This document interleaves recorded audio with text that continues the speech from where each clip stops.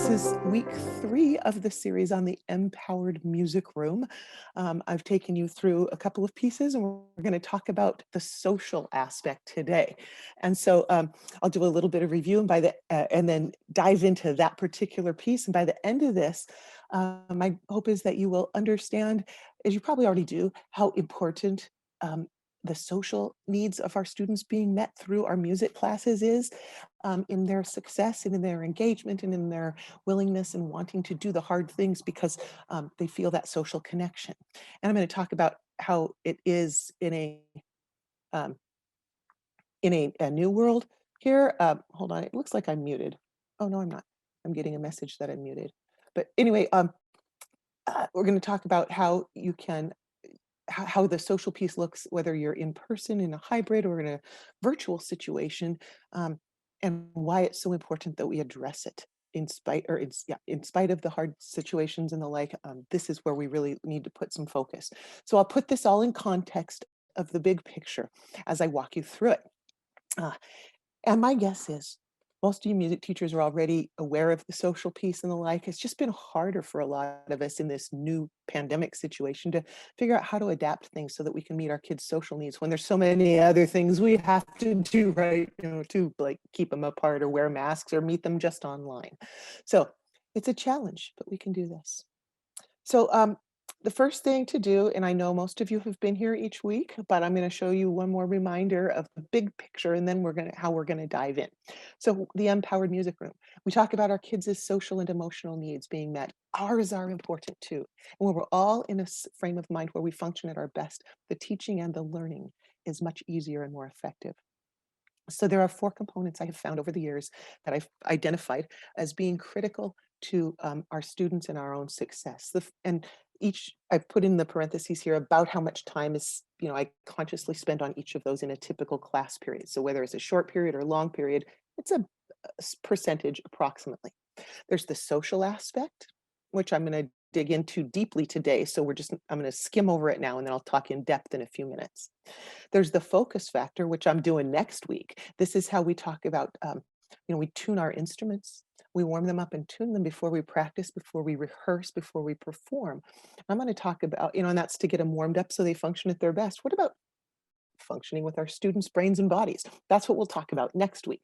So just know that that's another piece. And again, there's 20% of my class time right there. It's important that we cover those things. You're like, but you teach bell to bell. Yeah, we get content in there. That's about 75% of what we do. Um, but the world's best content, if it was 100% content, if we don't have kids drawn into class and focused, our content doesn't matter. So that's why we talk about all of these components. Today's content that we're going to talk about is the social aspect. So that's where I'll dig in to the majority of our lesson. But first, I want to talk about the overall arc. The final piece of this is the coda. In our classroom, super easy for this part, because the coda is the information we gather that informs our next lesson and how we're going to teach. Well, in a music classroom, we usually listen and respond by teaching. We can do it in real time. In a virtual situation like I've been in for a whole year now, I've created something I call the Moffat-gram, and I went into great detail with that last week, and I talked about how I end every class I teach, no matter what, with the Moffat-gram. And then in the class I taught you guys, I forgot to put the Moffat-gram I had created, so I totally didn't model that very well. But today there will be a Moffat-gram at the end of this in the link so that you can see how I can try to incorporate all 4 of these components, however I'm teaching a lesson.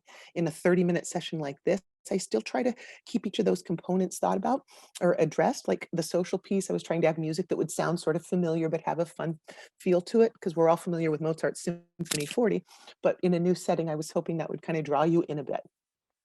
Um, the next piece I'm going to do is take you through the mindfulness part. And so, um, in order for me to do that, you may have done this with me before, which is great because you can never do this too much. Um, Hold on, I got to get my share sound. Um, if you haven't done it with me before, just go with the flow. And I want to invite you to join me in this process that I use all the time. If you are driving or doing anything where your attention needs to be um, on something else, then please, by all means, focus on that and don't listen to my voice for the next 4 minutes. But if you're in a place where you can safely take a few minutes to close your eyes perhaps and to get comfortable, I want to invite you to do that. This is what I'm going to teach in depth next week, but I use it in every class I teach because we all come from lots of busyness, lots of things in our personal lives and our professional lives that keep our heads super busy. And if I were to just dive into the content now, you might be distracted. So I'm going to take a couple minutes and focus myself and help you focus so that the next 20 minutes or so that we spend together is just easier for all of us. So I want to invite you to bring your body to some stillness in a comfortable position. And then maybe you close your eyes or soften your gaze, whatever helps you get rid of any distractions. And just notice how you feel today. What does it feel like as you exhale and allow the muscles in your face and tongue and jaw to soften? Just notice. And on another exhale, maybe you notice what it feels like as you allow your shoulders to melt away from your ears and your arms and hands can become heavy as they rest wherever they fall.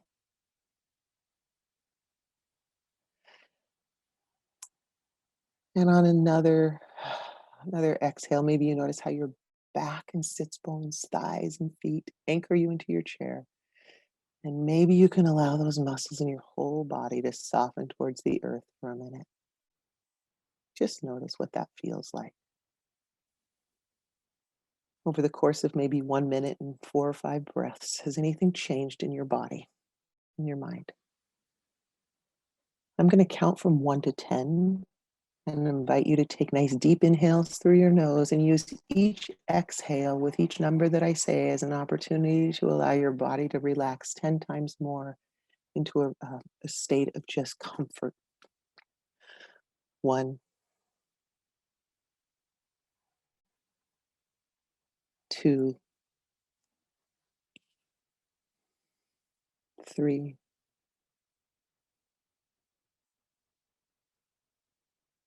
4,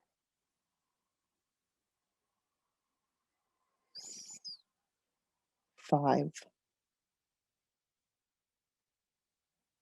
6. Maybe you're feeling heavier. 7, 8,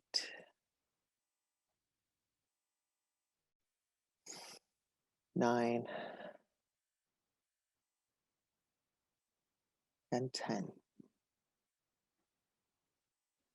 And just notice what happens when you give yourself a couple of moments to take some deep breaths and just notice how it feels in your body. When you focus on those physical sensations, it allows some of the thoughts in our minds to be less invasive. And it makes it easier to learn. This is a great opportunity to practice things with your students like this and help them relax before you give them instructions.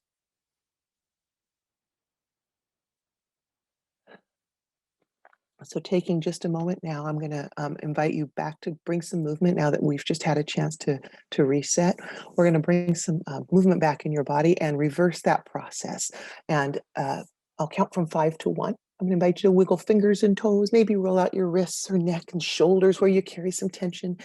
And as I count from 5 to 1, go ahead and do some breathing that helps you feel more invigorated and float those eyes open when you're ready. And you should feel focused and more able to do what we're going to do now. 5, take lots of room and stretch. 4, 3, 2,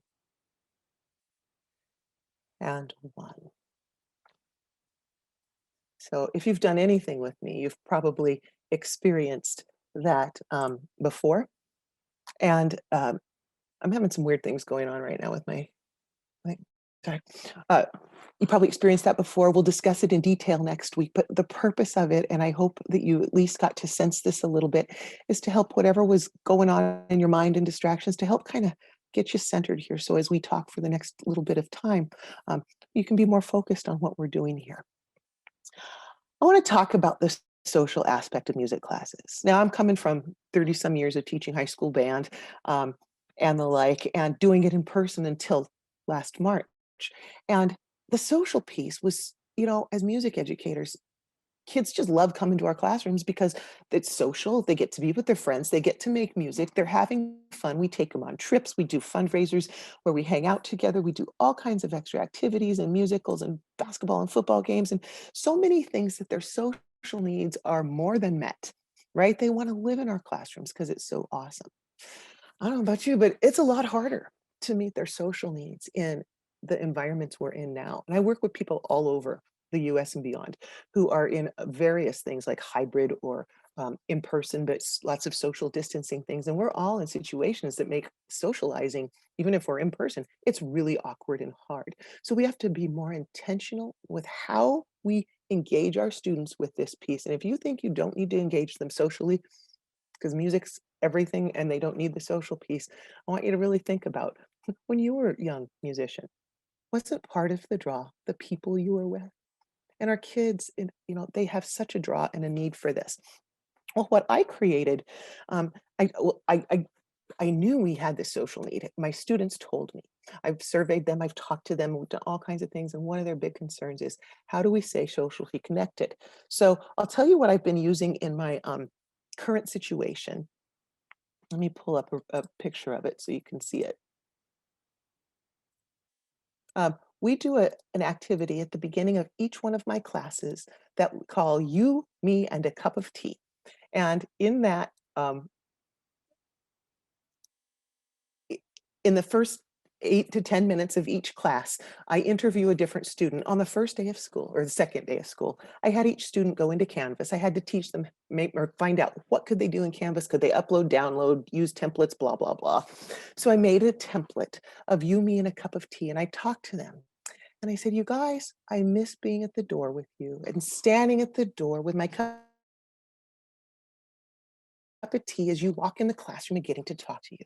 I could find out how your soccer game was, how you're doing, if you got that job or whatever. It was very social coming into the classroom and all of that. I said, I missed that. So we created something I call You, Me, and a Cup of Tea. And each student on the, maybe it was the second or third day of school, went into Canvas. They downloaded my template, which included, these pictures, the background and a picture of me, and then some instructions for them. And the students put their own pictures in. And so that became their first assignment. But what it also became is whenever I call on a student to co-host, I don't get any of this. Well, I don't have a slide to share. They all have a slide to share. The reason I thought it was important to have everyone make a slide and have them look very similar is because when they come in our classrooms, they see and hear certain things, and we set up that space so that it's obvious they've entered the band room. Well, when it's an online situation, I wanted my classroom online to still welcome them in with a familiar look each day. So when they log in, the student that's the co-host has their slide up and we have music playing. And that has become the social piece.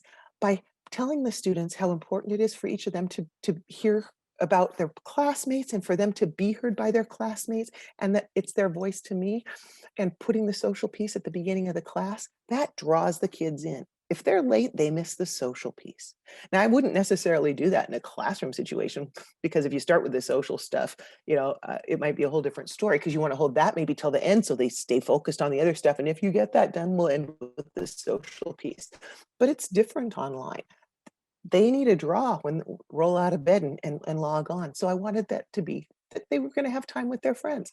And so you might wonder if Lin-Manuel Miranda's in my class. So let me just do a little timeout public service announcement. I have a vision board this year. My vision is that Lin-Manuel Miranda would be a guest for me, for You, Me, and a Cup of Tea. I would love to have him speak to music teachers and students all over, and I would share the recording. So if any of you know Lin-Manuel and can hook me up with a 10-minute interview at his convenience, I have my questions written up about how he sees the arts being impacted by COVID, all kinds of good stuff. I'll share it with you. But I'd really like him to be a guest co-host in this. All my students have guest co-hosted, and so now if I could have Lin-Manuel come in and say his piece. But anyway, I use that format with the kids, the You, Me, and a Cup of Tea, and our social needs are being met. How do I know this? I know this because the kids show up and they show up to class at the beginning of class because we're starting with the social stuff. They need a reason. Yes, the music's good. All that stuff's good, but let's draw them in with something that gets them in first. So this has worked really well for me, for my students. Different people I work with do different things.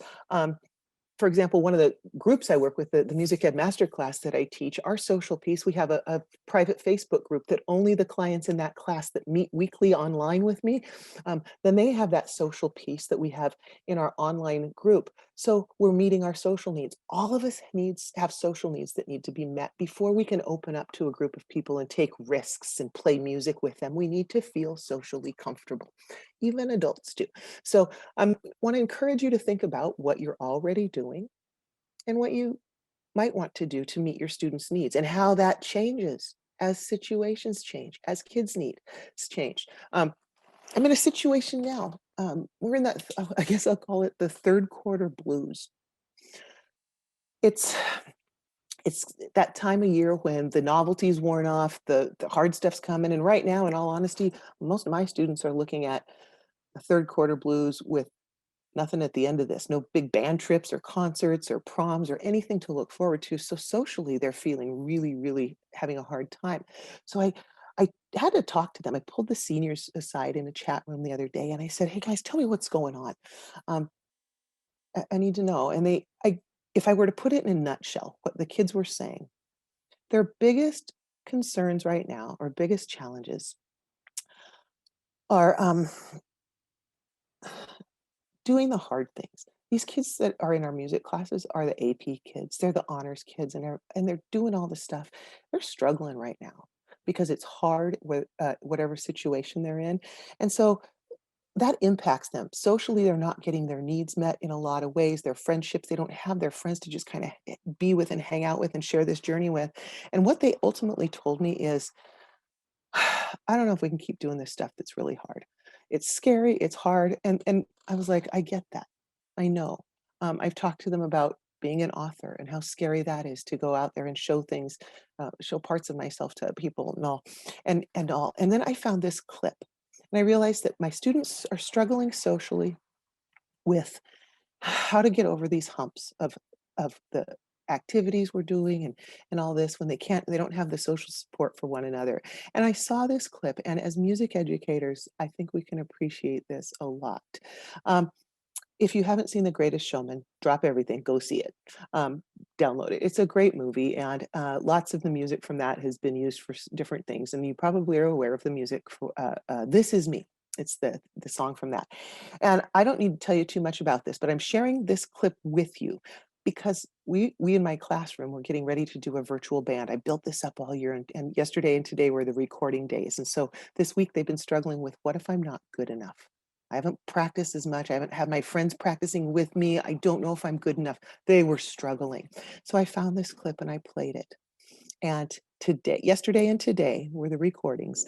And I've gotten 75% of them have already, in the first 24 hours, have uploaded videos already. But it took a lot of building up to get them to feel brave enough to share. This is a recording. Now, if you've seen This Is Me, I bet you have not seen this recording yet. This is a different one. And all of us as music teachers will go, what? At first, but hang in there with it and just see what you feel with this. This was powerful for my students, and so I can give you the link to this if you want it. Just send me a quick email, and I can give you this link afterwards because you can use it with students who have stage fright, who are trying to work through a solo presentation or an audition or anything like this. This is key, and yes, it fits into the social needs our students have.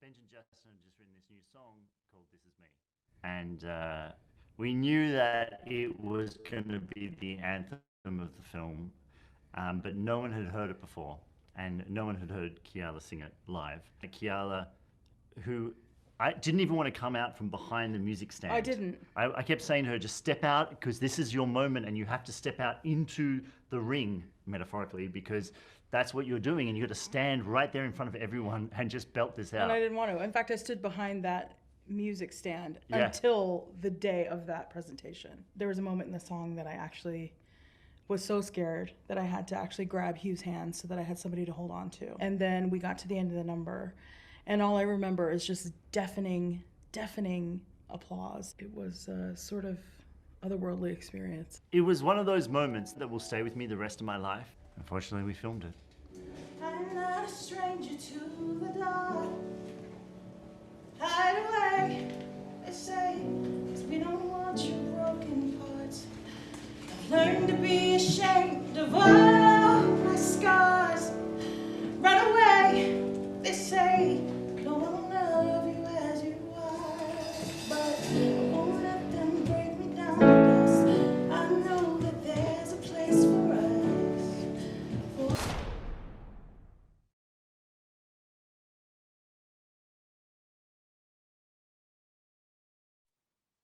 Yeah. So there's a million different things on there. Now, I know as music teachers at the beginning, you were probably like, oh, it's not in tune and it's not all that. But this is a great thing to share with our students to talk about when we feel alone or isolated and afraid. We aren't at our best. We need one another. We need the support of each other. And right now, my students are having to do a lot of things isolated. Hey, record yourself, upload it, and send it in to me. That's scary. It's like when Kayla was singing at the beginning of that by herself without the support of others, it impacted the body posture, it impacted her sound, her ability to support her pitch, to sing in tune. But as more and more people joined and as her confidence went up and others became her social network and emotional support, look what it brought out in her. You do this with your students all the time. I'm just inviting you to think of other ways to help support them um, and to meet those social and emotional needs, because when those needs are met, we can teach the music so much more effortlessly. And I've been thinking in the last year of if we can't keep socially connected and or keep our kids socially and emotionally connected with our with us and with our content, it's harder to keep them in the classes in when upcoming years. But if they feel that social connection as well as the quality of music that we're teaching them, once we get them focused and socially adjusted, then we can teach them some great content. But if we lose them socially, it's harder for them to find that drive to stay in. So I really believe that the intention of meeting those needs in whatever ways we can and listening to our students to find out what the needs are and how they change all the time, and then doing our best to meet their needs. If we meet those needs, our jobs as teachers becomes easier because we're not struggling with the kid that's distracted or doesn't feel like he's worthy of playing and being part of stuff. So you probably already know an awful lot of that, but I just wanted to bring that to our awareness today because that's my jam. One more slide to share with you. And then, I do want to put, wait, in that chat box. I'm going to put my Moffat-Graham link. And it's literally a Google survey, and I'm modeling this for you because this is something I use every day in my classes. If you're on the replay, you should be able to check the chat. But anyway, if you don't mind clicking that, and it's literally going to ask you if you already have something socially that you do with your students, just to think about it. I'm just trying to get a sense for that. And again, that Moffat-Graham is my way of informing what I would do next time if I was teaching this to folks. So I really I know that socializing, we get taught in school all the time how important the content is, but part of teaching the content is teaching the kids or the people first, content second, and we do that through the social aspect. So I want to thank you for being here. If you're finding this helpful and you like the idea of ongoing support live with a group of people who are like you, teachers who show up, we talk about this stuff, we share things. I love that group I work with. It's a really tight group. And like I said, socially, we have our own private Facebook group and we meet once a week. And we talk through how this looks in an elementary general music class, or what does it look like in a middle school orchestra? Because my clients are from all over, the country and some in Canada, but also the different music classes they teach. And so learning how elementary teachers handle the social aspect, which is different than a high school band director does, but it's great. We exchange ideas and we talk about how these components have made our teaching easier and our students are succeeding and staying very engaged with what we do. Love to talk to you more if you're interested. I have an application, and if you do the application, I personally go through and look at responses. And then for those who look like they'd be a good fit, I would reach out and invite you to do a call with me one-on-one, and we could talk and see if you would be a good fit. Much like when you're putting together a group, you don't have a guitar player in your honors wind ensemble, for example. You want to find if it's a good fit. If it's a great guitar player, you want to find the right guitar ensemble. Well, like this. I'm working with certain, music teachers with certain kinds of goals and the like. So that application helps me see what your goals are and the like, and then we can touch base. But thanks for showing up for this. Showing up for this is showing up for you and your students. It's giving you some tools so that you can hopefully teach in a less stressful situation. You're getting some ideas, and you're able to serve your students without it totally knocking you out and exhausting you. Because I know what this work is like. It is hard work. It was hard before a pandemic. It's hard during a pandemic, and it will be challenging afterwards. But just like Kayla did in that video, we can do hard things. So it's easier to do hard things when you have somebody by your side. And so that's why I'm offering these webinars, and that's why I offer the invitation to apply if you're looking for extended, ongoing um, support in this. But thanks for showing up. I am happy you're here, and I hope these little tidbits are helpful. I will be back next time. We're going to talk about the focus factor, and I'm going to teach you about why I do that 4-minute routine that I do, and not the routine's not the key. The whole key is how you set it up with your students so they have the buy-in, and so they crave doing it too. And I'm going to teach that piece next week. That's the secret sauce in the success of that. So I hope you'll join me again, and send in that Moffettgram. And if you have any questions, you can reach me at leslie@mpowerededucator.com. Leslie is Lesley. Thanks, Mom, for giving me a weird spelling. At mpowerededucator.com. And I will personally reply to you. In the meantime, you are changing lives every day with what you do in music education. I thank you very much for being here and for all the work you are doing. Hope to see you next time.